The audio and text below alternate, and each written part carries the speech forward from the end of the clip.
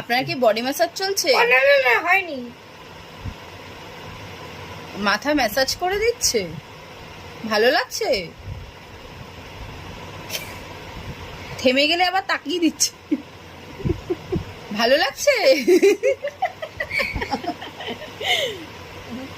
থাক, ম্যাসাজ আর দিতে হবে না, রেখে দিন। হয়ে গেছে তো, উঠে পড়ুন। আবার দেবো? ভালো লাগছে, ভালো লাগছে, আরাম লাগছে? ও, এটা কোন পার্লার?